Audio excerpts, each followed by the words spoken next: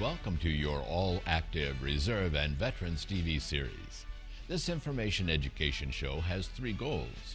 Tell who military veterans are, share about all organizations, auxiliaries, their programs and officers at all levels, and tell about memorials in all the cities we serve in this network. The VA system, state and county officers, hospitals and state homes are also featured.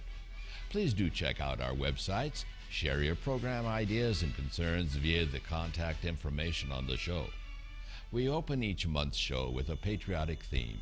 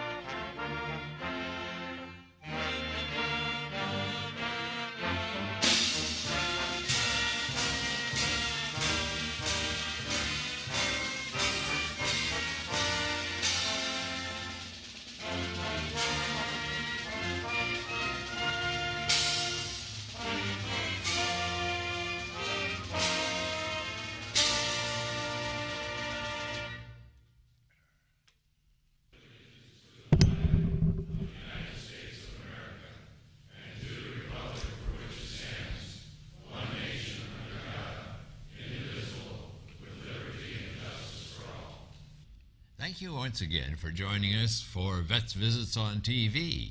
This is my co-host. I'm Brad Lindsay, Olmsted County Veteran Services. And I'm Jerry Barnhart, the founder-producer of the program, and this is number 168 for the month of March.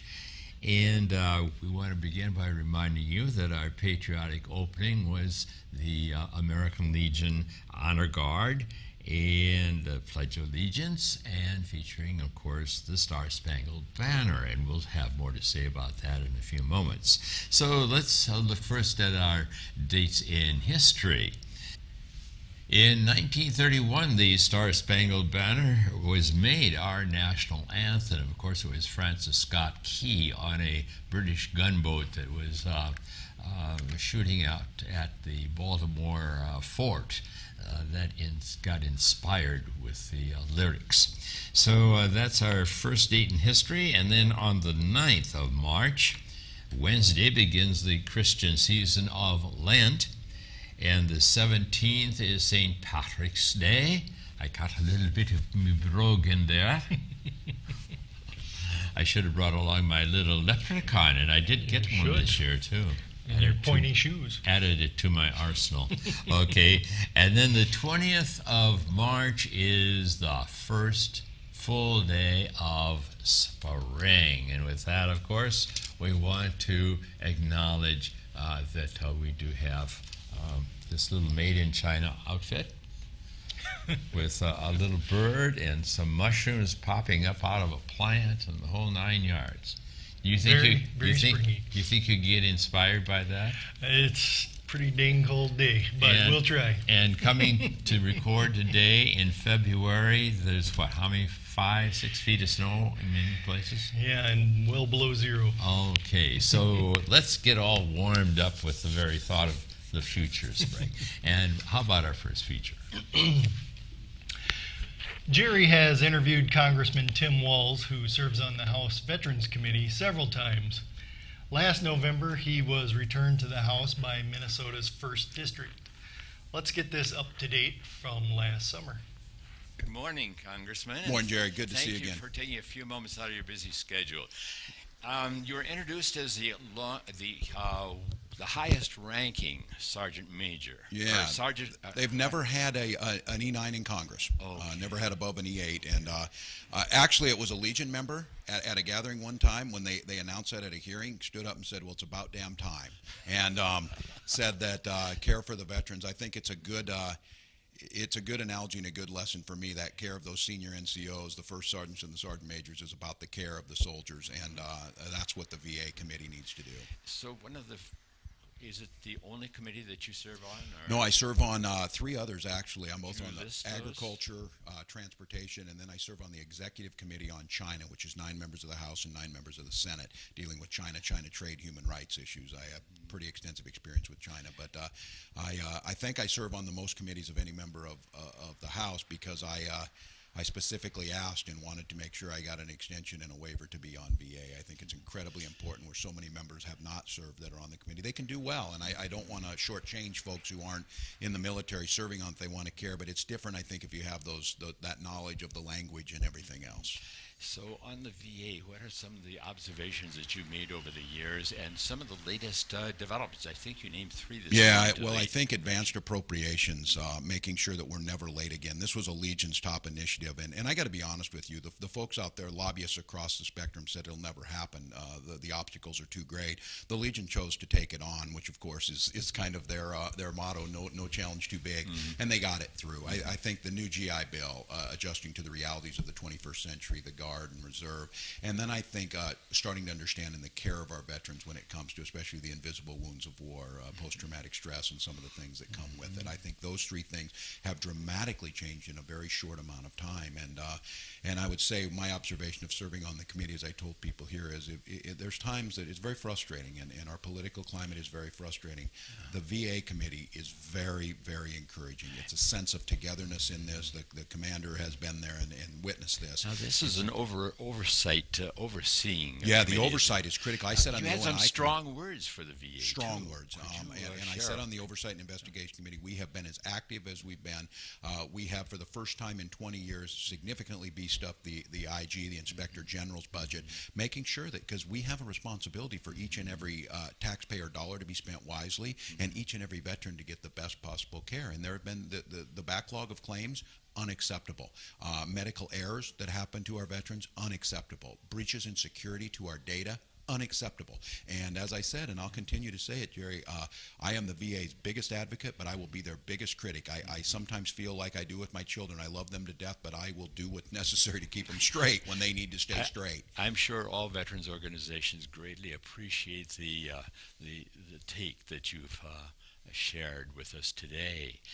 Is there a final word? I know you've got a busy Well, I would schedule. just say to all of our folks who are part of this, or our younger members may be listening to us, Jerry, they need to get involved in these VSOs. These things would not have happened without the combined voice of the Legion, because it's not even for lack of good intentions, but lawmakers have so many competing interests or whatever. We have to stay so focused like a laser on caring for those. That's what's got to happen. And so if they, my final words were of understand the importance of the Legion, understand what our VSOs do, get involved with them. Define VSO.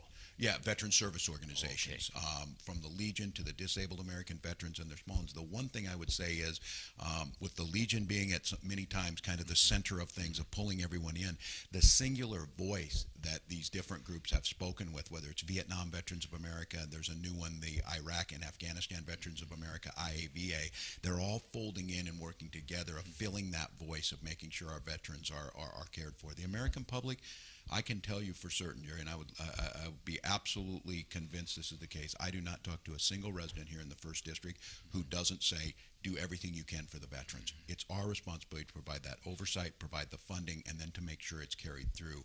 And the Legion has been, like I oftentimes say, is the conscience of the country. And being that conscience to Congress, making sure it happens, has been incredibly powerful. You're going to be in Congress a long time, aren't you? You're not going back to teaching I too guess soon. the public will decide that for me. So I let them decide, and we need you. Well, I appreciate that, but I think, and what I've understood, and I think what the Legion understands is this is bigger than each and every one of us. This is changing the culture, and I think one last story I would leave with, and I think there's many of them setting out there. Vietnam veterans who are members of the Legion and things like that. These were a group of people who were simply not cared for by this nation the way they should have when they came back home. But they could have gone and become cynical, distance themselves or whatever, but what they chose to say was never again. And now when I walk through the airports and a soldier comes walking through, people stop and cheer and pat them on the back. And that's a responsibility that they've changed the culture of this nation by doing that. I hope one of the things, regardless of how long I'm there, is that I'm changing the culture of this, how we work with our veterans, how we talk about it, how we provide accountability, and we are becoming more efficient, better care, and our veterans are better off for it. And as I said out there, that's the right thing to do morally. It's also the right thing to do from a national security perspective. Lest any of these people think that we're not going to care for our own, they can think again. And our young people signing up at record numbers at a time of 2 wars. So I sleep well at night. As I said, we've got a lot of the greatest generation setting out there. We got the next greatest generation coming up, and they're willing to serve us. Great. Thanks, Thank Jerry. you so much for your time, Appreciate it. Congressman Walz.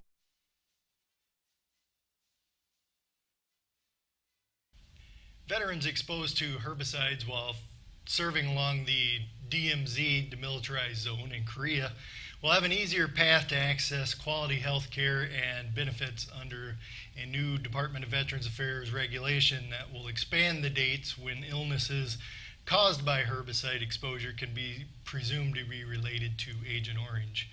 Under the regulation published recently in the Federal Register, the VA will presume herbicide exposure for any veteran who served between April 1st, 1968 and August 31st, 1971 in a unit determined by VA and the Department of Defense to have operated in an area in or near the Korean DMZ in which herbicides were applied. Previously, the VA recognized Agent Orange usage in Korea, but only veterans who served in certain units on the DMZ between April of 68 and July 69 were eligible. So that's been expanded.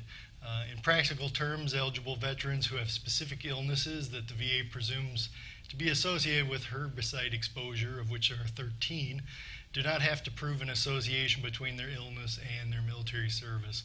The presumption simplifies and speeds up the application process for benefits and ensures that veterans receive the benefits they deserve. So, Brad, for those guys my age and a little bit younger, they've got to be tested for this at a VA clinic. Can they do it at a clinic, or do they have to go to one of the VA hospitals? Not necessarily, yeah. It's generally been done at the main hospitals. And like I said, it's very limited to that specific time frame. And there's even a list of very specific units that you had to be assigned to. So Korea is a little different. Vietnam is everyone. Korea is very specific. So. Okay, so but it's a matter of getting yourself checked out and where to do it. Correct. And checking out with your county veterans service officer. Absolutely. Okay. Now let's look at our next feature. Several years ago, while I was at a convention in Duluth, Minnesota, on the western end of Lake Superior, I drove across the lift bridge to Superior, Wisconsin, and I had an appointment to meet the director of the Richard I. Bong Veterans Historical Center.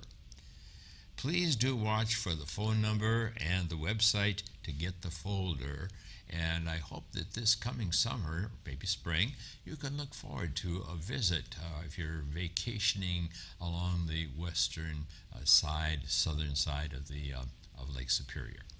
So let's check this feature out. My name is Bob Furman. I'm the Executive Director here at the Richard I. Bong Veterans Historical Center in Superior, Wisconsin. This facility has been open a little over 6 years, about 6.5 years, opened in 2002. And here we focus on the veterans' story from the World War II era to today. Originally, the center was opened as a World War II Heritage Center, but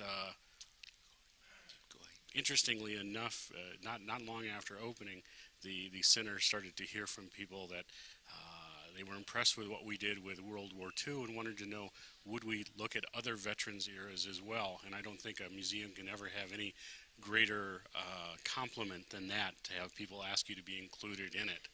We are, of course, named in honor of Richard I. Bong, who was a native here of the Northland, and a good part of our exhibits and our collection focus on Dick Bong's achievements as America's ace of aces in World War II. But we're interested in the story of all veterans and their accomplishments. What theater did he? Dick Bong flew in the Southwest Pacific. He was in the 5th Air Force, flew under the command of General George Kenney, and through his 3 wartime combat tours amassed nearly 200 combat sorties and 40 confirmed victories over Japanese aircraft. Add to that another 8 probable victories, and he was America's ace of aces during World War II. Okay. Now, we'll take a little tour, if we may, of Certainly. your facility. Maybe we could start by going to this hallway, which is right in back of you. It looks like it's kind of a theater. Yeah, this is actually our classroom area. Okay. We're standing in the classroom here at the Veterans Historical Center. This room we use for a number of different things. Primarily, we use it for our orientation of school groups when they come to visit.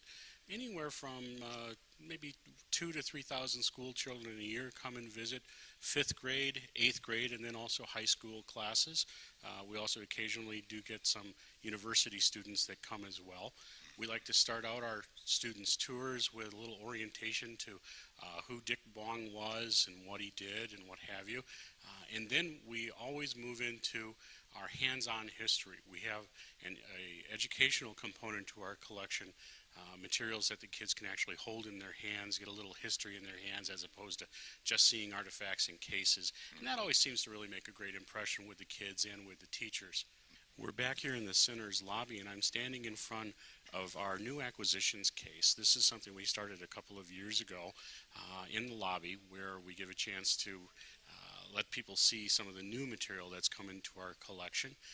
This display actually that you see behind me is somewhat unique in that it's not just something that's rather newer to the collection and hasn't been out before, but it also was a project from a history intern from the University of Minnesota Duluth campus.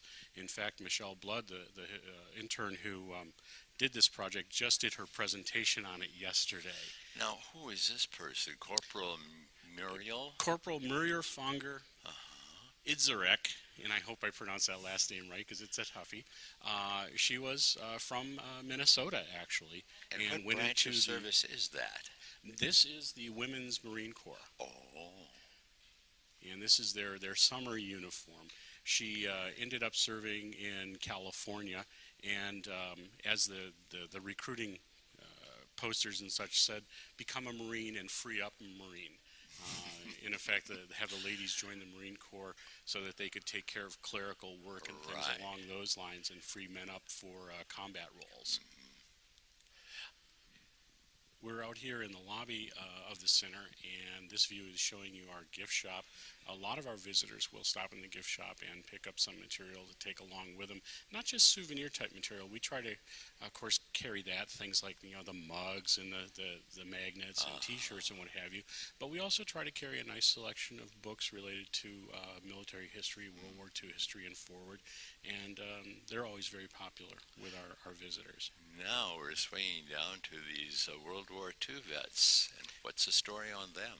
We have a couple of our volunteers in here today. In fact, John Kanzler, the gentleman who's sitting on your right there, is a World War II vet. He served on the battleship Colorado in the South Pacific.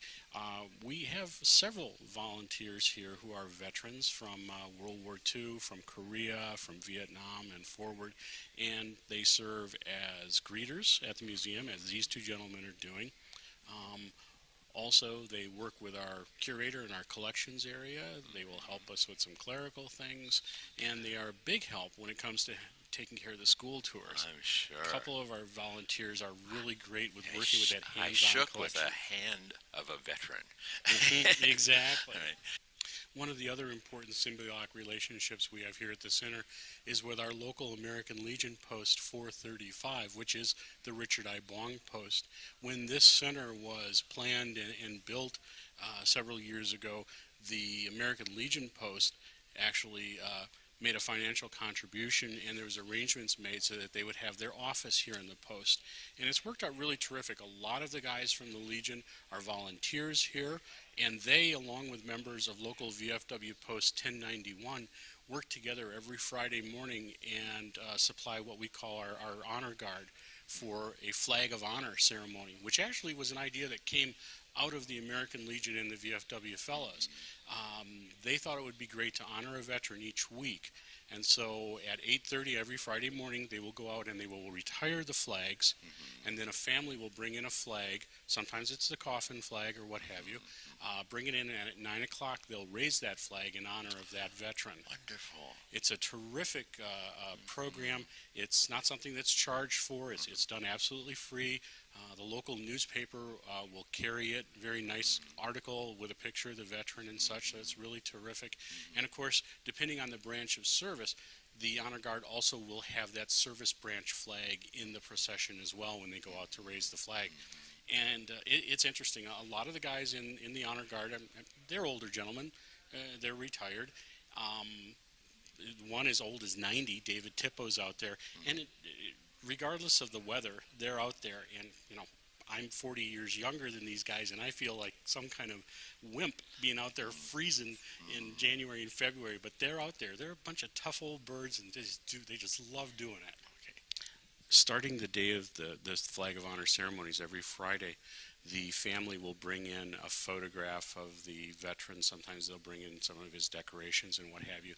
And we have a little display area here in the lobby where that is recorded. And those materials are put out on display for the week that flag is up to honor that specific veteran.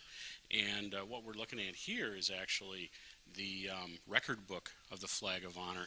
And this is an actual picture that was in the local this paper. Actually, right, this actually is from the local paper. It shows some of the members of the Flag of Honor raising the flag. And then you'll also see that these are the types of things that this is from Robert Oswald. And this is their bibliography right, here. Their biography, and the family will supply a photo as well. Okay. And it's a real popular program. And initially it was started when we were a World War II Heritage Center, simply honoring World War II vets, but now we honor vets from any era.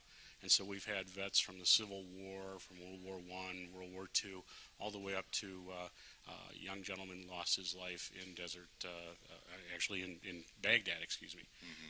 So it's a very popular program. There are some days, especially during the summer, where you might get a family that'll turn out with 40 or 50 people.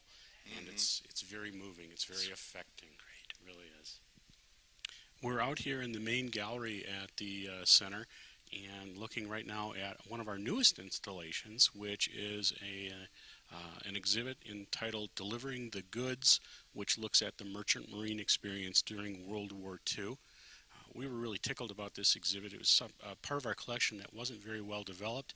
We held a little reception last September to tell people that we didn't have much, and they certainly responded. A lot of local merchant mariners brought materials in and allowed us to kind of fill out that exhibit, and it's turned out to be very popular and a lot of fun. Well, this P-38 came to the Twin Ports area shortly after the creation of the United States Air Force. That Dick would have been Bong, about 1947 is when they created the U.S. Air Force. So 48, 49, it was brought up here. Dick Bong died the day that the bomb was dropped on Hiroshima. He died in a test flight of a P-80 jet out in California.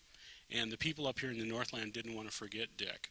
And so a few years after the war, they asked the new U.S. Air Force if they could have a surplus P-38 to create a memorial to Dick Bong. And things being, I think, a lot easier and simple then, the Air Force said, sure. And they flew the aircraft up to Duluth. They took the wings off, rolled it out down the highway, towed it down to Poplar, about 12 miles east of here, and they set it up along Highway 2 as a memorial to Dick Bong. It has been painted in his colors from his second combat tour, which was the paint scheme that includes the nickname Marge, named after his then girlfriend and soon-to-be fiancée Marge Vattendahl.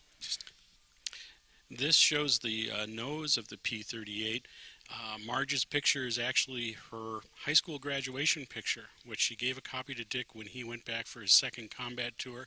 He took it to a friend of his in the 5th Air Force's photographic division and asked him to blow it up. And they blew it up large. He pasted it on the nose of his aircraft, lacquered over it, and then had the squadron artist paint her name, Marge, next to it. And actually, Dick, who at that time, with 21 victories, when he had Marge put on the plane, he was our leading ace at that time and a bit of a celebrity. And once he added Marge's name to the plane, she became a bit of a celebrity too. And probably, as Dick would say, she became the most shot at woman in the Southwest Pacific.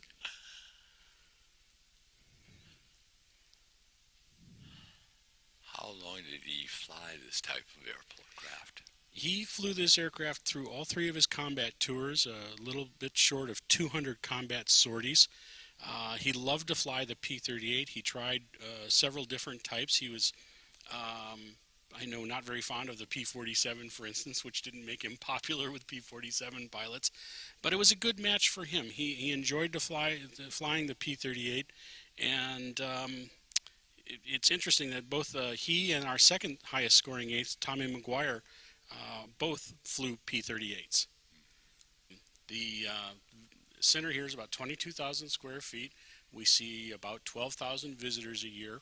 Most of our visitors do come during the summer months, and we are open 7 days a week from mid-May to mid-October, Monday through Saturday, 9 to 5, and then on Sundays we're open noon to 5.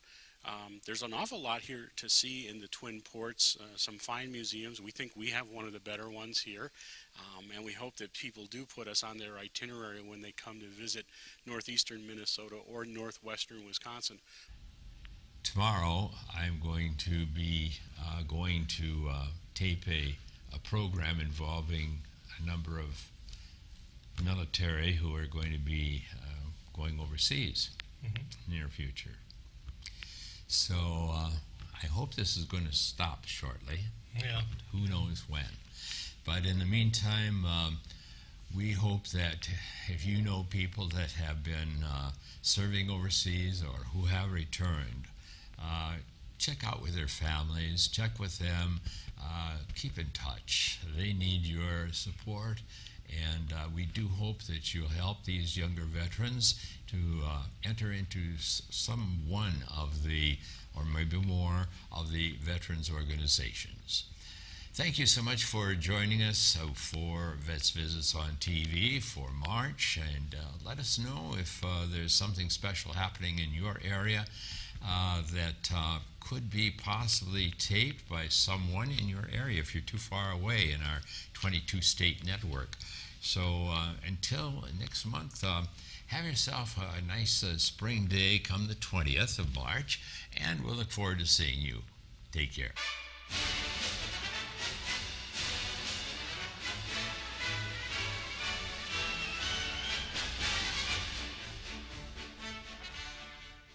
Thank you for joining us for this month's show.